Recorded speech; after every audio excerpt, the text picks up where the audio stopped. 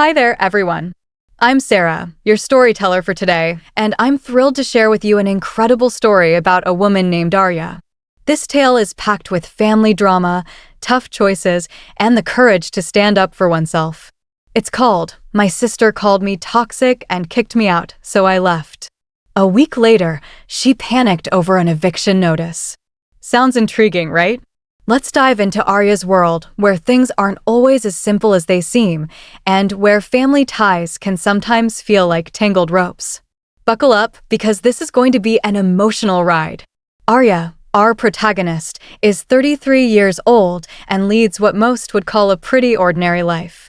She's a dedicated dentist working at a private clinic where she spends her days fixing smiles and tackling cavities. She owns a cozy apartment, though she's still chipping away at the mortgage payments. It's a decent life, nothing too flashy, but stable, complete with the usual grind of bills, work, and the occasional Netflix binge. However, when it comes to her family, well, that's where things get complicated. Let's just say her family dynamics could give any soap opera a run for its money. Ready to hear more? Let's go. To understand Arya's story, we need to step back in time. When Arya was just 12 years old, her world was rocked by the sudden loss of her father. A heart attack, completely out of the blue, took him away, leaving Arya and her mother devastated. The grief was heavy, lingering like a storm cloud over their lives. But life, as it does, moved forward. 2 years later, when Arya was 14, her mother remarried a man named Robert, who brought along his 9-year-old daughter, Emma, from a previous marriage. Suddenly, Arya's home, the house her father had filled with memories, was shared with two new people. Robert and Emma moved into the house that once belonged solely to Arya and her mom, and at first, it felt strange, almost like an intrusion into her father's space. But Arya, being the adaptable teenager she was, tried to make it work. Emma, despite being a stepsister, was actually pretty cool for a kid. They bonded over late-night video game sessions and helping with homework, forming a connection that felt like a budding sibling bond. Robert, for his part, wasn't trying to replace Arya's dad, which she appreciated. He showed up to her school events, organized family barbecues, and made an effort to build a new family dynamic. It wasn't perfect, but it wasn't awful either, just a new kind of normal. They celebrated holidays together, took family trips, and navigated the ups and downs of blended family life. Emma could be annoying, as little sisters often are, but there was no major drama. Robert had his quirks, but he was kind enough, never crossing the line into being overbearing or cruel. As Arya grew older, life pulled her in different directions. After high school, she dove headfirst into medical school to become a dentist, a dream that demanded long hours of studying, internships, and building her career from the ground up. Naturally, this meant less time with her family. By the time she graduated and landed her job at the dental clinic, she was living her own life, fully immersed in her own world. Family gatherings became limited to the big holidays: Christmas, Thanksgiving, maybe Easter. They'd exchange occasional texts or comment on each other's Facebook posts, but the closeness they once had faded into something more distant. Emma, meanwhile, was growing up too, studying business in college and carving out her own path.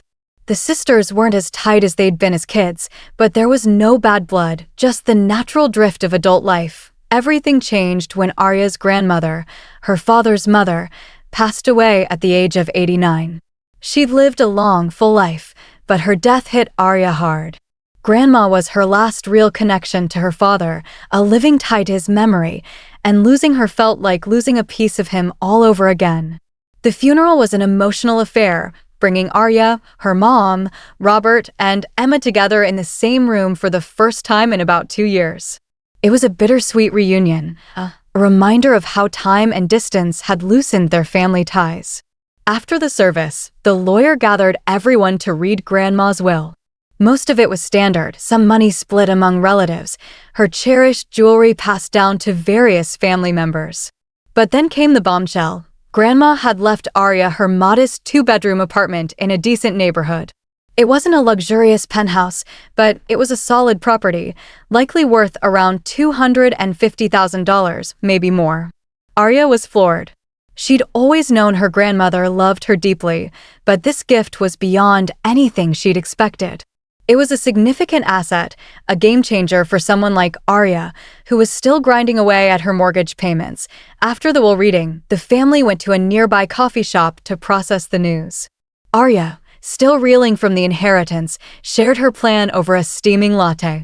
"I'm thinking I'll rent out Grandma's apartment," she said thoughtfully, stirring in a bit of sugar. "The rental income could really help me pay off my mortgage faster, maybe even shave a few years off the loan." It seemed like a practical move, a way to secure her financial future while honoring her grandmother's gift. But then, her mom and Robert exchanged one of those married couple looks, the kind that screams they're about to drop something big. Her mom leaned forward, her voice gentle but purposeful. "Actually, honey, we wanted to talk to you about that." Emma, who'd been unusually quiet, suddenly chimed in with news of her own. "I've been seeing someone," she said, her eyes lighting up. "His name's Jake, and we've been together for 2 years now." Arya was caught off guard. She hadn't even known Emma was in a serious relationship, a sign of how out of touch they'd become. "That's great," Arya replied, trying to sound enthusiastic despite her confusion about where this was going. Her mom reached across the table, grabbing Arya's hand warmly. "The thing is, Emma and Jake need a place to live. Jake's lease is ending next month, and Emma's been stuck in a cramped little studio apartment. Your grandmother's place would be perfect for them." And there it was, the request Arya should have seen coming from a mile away. They weren't just catching up, they had an agenda. Emma jumped in quickly, her tone earnest. "It'd just be temporary, Arya, until we get on our feet financially. Maybe a year, just to save up for our own place." Arya looked around the table, taking in their hopeful expressions. These were her family, after all. Emma was her sister, even if not by blood, and Arya didn't need the apartment herself. She had her own place. After a moment of thought, she nodded slowly. "I guess that could work," she said cautiously. "How long are we talking about exactly?" Robert suggested a year, adding that Emma and Jake would cover utilities and handle maintenance. It seemed reasonable enough. "Okay," Arya agreed, setting clear terms. "They can live there, but just for a year. You guys take care of utilities and keep the place in good shape." Emma practically bounced with excitement. "Thank you so much, Arya. You're the absolute best." Her mom squeezed her hand again, gratitude in her eyes. "This means the world to us." Inside, though, Arya was already calculating the cost. Without rental income, paying off her mortgage would take longer, potentially much longer. But she pushed the thought aside. Family comes first, right? That's what her dad would have wanted, or so she told herself. 2 weeks later, Emma and Jake moved into Grandma's apartment. Arya met Jake briefly when she dropped off the keys. He seemed nice enough, working in IT or some tech-related field, and the couple appeared happy together. The apartment was in good hands. Emma had always been tidy, and the place looked well kept when Arya checked in. Months passed, and life went on. Arya kept up with her mortgage payments using her salary from the dental clinic, though it stretched her budget tighter than she'd hoped. Still, it was manageable, and Emma and Jake seemed to be settling in well. They paid utilities on time, fixed minor issues like leaky faucets, and kept the apartment in decent shape. For a while, it felt like a win-win, family helping family, everyone content. But as the 1-year mark approached, Arya realized she'd lost track of the temporary part of the arrangement.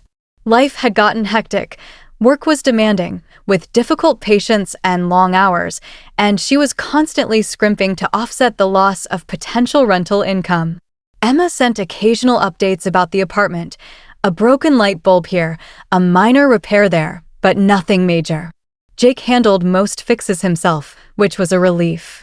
Arya started to think maybe the setup wasn't so bad. The apartment was being cared for, and Emma seemed genuinely appreciative whenever they spoke. Maybe, just maybe, this could work long term. Then, one Tuesday evening in March, Arya's phone lit up with a call from her mom. "Hey, honey," her mom said warmly as Arya stirred pasta sauce on the stove. We were wondering if you'd like to come over for dinner this weekend, Saturday around 6? It sounded like a nice break from her routine. Sure, that sounds great, Arya replied. Should I bring anything? Her mom chuckled. Just yourself, though you know how much Robert loves that apple pie from Miller's Bakery. Arya laughed, promising to pick one up. When Saturday rolled around, Arya grabbed the pie and drove to her parents' house. The driveway was packed: Emma's Honda, Jake's truck, and an unfamiliar car. Odd, but she shrugged it off. Robert greeted her at the door with a big smile, and inside, the dining room was full. Mom, Robert, Emma, and Jake were there, but so was an older couple Arya didn't recognize. These are my parents, Dave and Linda, Jake said, introducing them. Arya set the pie on the table and took a seat, feeling a bit uneasy about the unexpected guests. Was this really just a casual family dinner? The meal started off pleasantly enough. Robert cracked his classic dad jokes, earning groans and laughs. Arya shared a few funny stories from the clinic. Patients with bizarre dental emergencies always got a chuckle. The mood was light, and Arya felt herself relaxing, enjoying the rare family moment. But as they finished the main course, she caught her mom and Robert exchanging that same telepathic look from the coffee shop after Grandma's funeral. Her stomach tightened. Something was coming. So, her mom began, setting down her fork with purpose. We actually had a reason for inviting you tonight. We all have a small request for you. Arya raised an eyebrow, glancing around the table. All of you, she asked, her tone wary. Emma leaned forward, practically bursting with excitement. Jake proposed, she announced, flashing a ring on her left hand. Congratulations, Arya said, genuinely happy but still puzzled. When did this happen? Jake grinned. 2 weeks ago. We're planning a wedding in about 6 months. Arya smiled. That's wonderful. I'm really happy for you both. Her mom jumped in, her voice careful but direct. Actually, that's what we wanted to talk about. We need help with the wedding costs. Emma pulled out a folder from under the table, her enthusiasm unwavering. Jake and I have been planning everything, researching venues, getting quotes.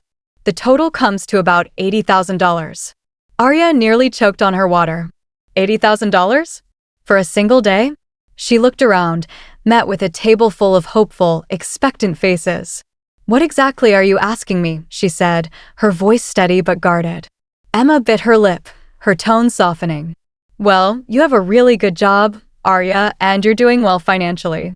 We were hoping you could help us out. Arya took a deep breath, trying to stay calm. I'm happy to help with your wedding, Emma, really. But $80,000 is insane.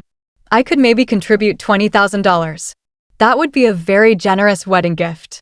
The room went cold. Emma's face fell. Jake looked disappointed, and his parents exchanged uneasy glances. The silence was heavy, everyone staring at Arya like she'd just ruined Christmas. Her mom spoke up, her voice slow and deliberate. Honey, you have a good job, a solid income. You could easily give your sister that kind of money for her wedding. Arya's cheeks flushed with heat, a mix of frustration and disbelief bubbling up. I'm actually paying a mortgage, she said, her voice firm. And I'm saving for my future, too. Emma snorted, her tone sharp and biting. What future? You don't even have a boyfriend, so what future are you saving for? The table erupted in laughter, not loud, but cruel, the kind that twists your stomach into knots. Arya set down her fork, the sound echoing in her ears. After words like that, she said, her voice trembling with anger, I won't give you a single cent for the wedding. If you want an extravagant ceremony, save up your own money. Jake's parents waved their hands, clearly flustered. His mother, Linda, spoke up. You're behaving terribly, not like a sister at all. Arya turned to them, her patience fraying. Fine, then you pay $80,000 for your son's wedding. They backpedaled immediately. We're retired, they said. We don't have that kind of money. Arya shrugged, her voice cold. Then let Emma and Jake live within their means and plan a wedding they can actually afford. Emma shot up from her chair, her face red with anger. You know what, Arya? You're toxic, she shouted. You're humiliating me financially and acting so arrogant. We need to take a break from our relationship. You're not invited to the engagement party or the wedding. Arya looked to her mom and Robert, expecting them to step in, to tell Emma she was out of line. But they just nodded in agreement. Robert spoke, his voice calm but cutting. You're cutting yourself out of the family by refusing to help. Arya stared at them, the weight of their words sinking in. She nodded slowly, her heart pounding. I understand you perfectly, and I accept your decision. Grabbing her purse, she stood, her voice steady despite the hurt. Thanks for dinner. She walked out, and not one person called after her. No one tried to stop her or take back their words. She drove home in silence, her hands trembling on the steering wheel, the sting of betrayal burning in her chest. Back at her apartment, Arya sat on her couch, staring at the wall, replaying the dinner in her mind. Her own family had essentially disowned her over money she didn't even have to spare. The laughter, the mockery, the way her mom just sat there while Emma called her toxic, it all cut deeper than she'd expected. By morning, her hurt had hardened into resolve. She made coffee, opened her laptop, and started crunching numbers. Similar two-bedroom apartments in Grandma's neighborhood were renting for $1,000 to $1,200 a month. That was over $14,000 a year she'd been giving up. Also, Emma could live rent-free while planning an over-the-top wedding. Enough was enough. Arya scrolled through her contacts and found Mr. Martinez, a lawyer and former patient who'd once offered his help.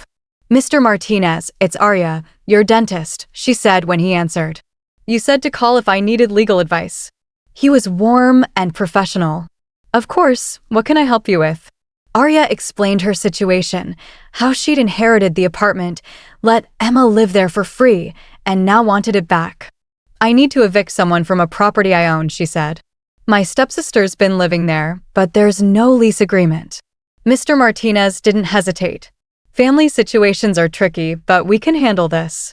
Can we meet tomorrow afternoon at my office? The next day, Arya drove to his downtown office, a sleek building of glass and steel. Over coffee, she laid out the full story, the inheritance, the family's request, the dinner disaster. And now you want them out, Mr. Martinez said, nodding. You absolutely have the right to evict them. Since there's no lease, they're tenants at will. You just need to give them 30 days notice in the state. They drafted an eviction notice right there, simple, legal, and signed. He advised sending it by a certified mail to make it official. Arya left his office feeling lighter, like she'd finally taken control.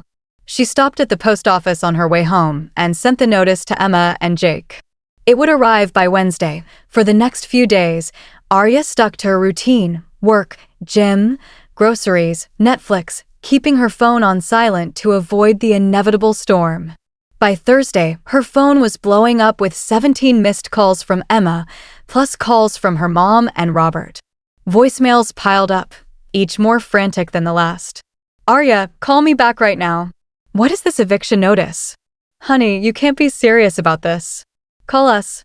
She deleted them without listening fully, letting them stew in their panic, just as they'd let her sit in their cruel silence at dinner. On Friday evening, while eating takeout Chinese, Arya finally answered one of Emma's calls. What? She said, her tone flat. Arya, thank God you picked up. Emma's voice was desperate. What the hell is this eviction notice supposed to mean? Arya didn't flinch. It means you have 30 days to get out of my apartment. Emma's voice rose. Are you insane? You can't just kick us out. Arya stayed calm. Actually, I can. I checked with a lawyer. It's my apartment, Emma. You called me toxic and said you needed a break from our relationship. Well, toxic people don't let their sisters live in their apartments for free. Emma backtracked, her tone softer. I was just upset, okay? I didn't mean it. But Arya wasn't buying it. No, I think you meant every word. You all showed me exactly what you think of me. Emma's desperation grew. You can't do this to us. Where are we supposed to live? We don't have money for a deposit or first month's rent. Arya's response was ice cold. That sounds like a you problem, not a me problem. Emma pleaded, Arya, please, I'm sorry. We all said things we shouldn't have. Can't we just forget about it? Arya didn't budge. 30 days, Emma. After that, I'm calling the police if you're still there. She hung up, feeling a strange mix of relief and finality. The weekend was quiet, almost peaceful. Arya turned off her phone's ringer, focusing on normal life, cleaning, meal prepping, laundry. It felt liberating to reclaim her mental space. But Monday morning, her doorbell rang. Through the peephole, she saw them all: Mom, Robert, Emma, and Jake, looking exhausted and tense. She opened the door but didn't invite them in. "We need to talk," her mom said, her voice strained. "About what?" Arya asked, arms crossed. Robert gestured vaguely. "Everyone's been behaving inappropriately. We need to calm down and solve this." Emma stepped forward, her tone conciliatory. "I thought about it, and I decided to accept your offer." Arya frowned. "What offer?" Emma smiled as if nothing had happened. "The $20,000. I'll take it. We can put all this behind us and you can come to the wedding. Jake and I will stay in the apartment." Arya stared, then burst into laughter, deep, uncontrollable laughter that left her stomach aching and tears in her eyes. "Are you out of your minds?" she finally said, wiping her face. "Let me get this straight. You invite me to dinner under false pretenses, ambush me with strangers, demand $80,000, mock me when I offer $20,000, call me toxic, uninvite me from your wedding, and tell me I'm not family. And now you think I'll just hand over $20,000 and let you keep living rent-free?" The silence was deafening. Arya continued, her voice steady and sharp. "You showed me who you really are, and I want nothing to do with any of you anymore. Emma, you have 3 weeks left. Start looking for somewhere else to live." Her mom tried to plead. "Arya, please," but Arya cut her off. "No, get out of my apartment. And Emma, get out of my other apartment." She closed the door in their faces and locked it, watching through the peephole as they lingered, then finally left. The final 3 weeks passed quietly. Emma and Jake stopped calling, and her parents stopped texting. They'd finally gotten the message. Arya used the time to prepare the apartment for new tenants, getting quotes for minor repairs and a fresh coat of paint. The day before the eviction deadline, she drove to the apartment with Mr. Martinez, just in case things turned messy. From across the street, they watched Emma, Jake, and her parents load a moving truck with boxes. They looked tired, angry, but resigned.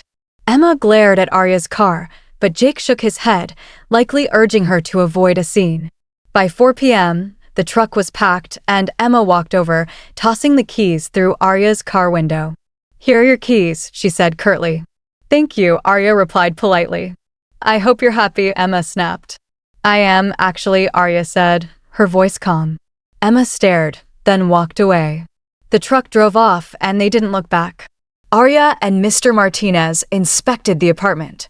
It was cleaner than expected, with only minor scuff marks and normal wear.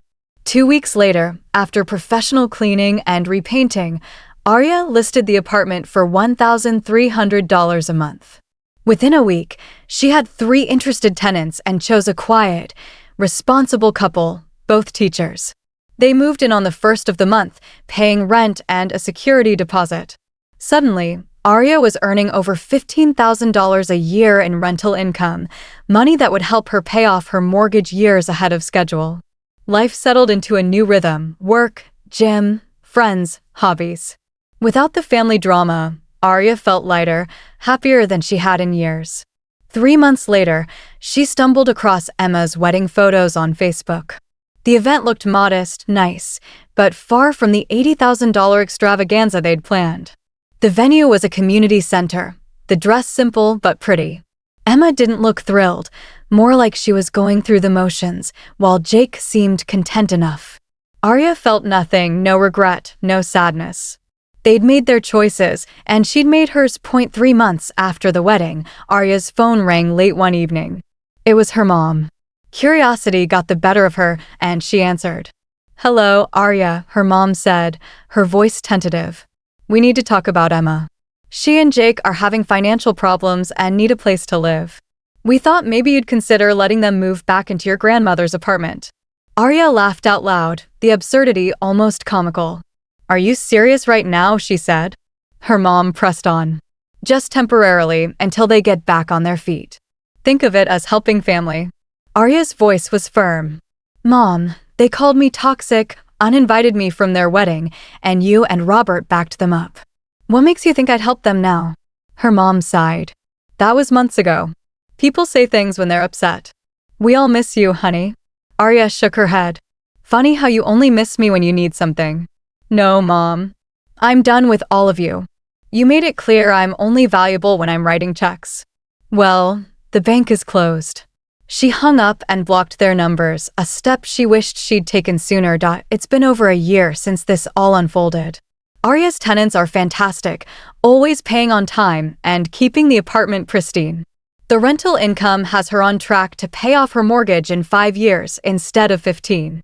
She's made new friends at work, started dating again, and even took a dream vacation to Europe, something she could never have afforded while subsidizing Emma's rent-free life. When people ask if she misses her family, Arya's honest. No, she says. I miss the idea of a loving, supportive family, but that's not what I had. What she had was a group who valued her only for what she could give them: money, housing, a blank check for their dreams.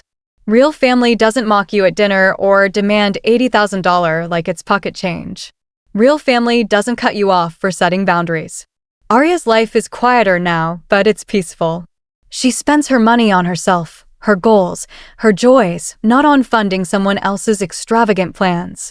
She's built a circle of friends who care about her as a person, not as a financial resource. Emma and Jake can sort out their own housing.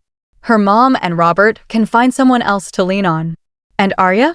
She's living life on her own terms, free from the weight of a family that never truly valued her. Please feel free to comment below if you liked this. Remember to like and subscribers for more.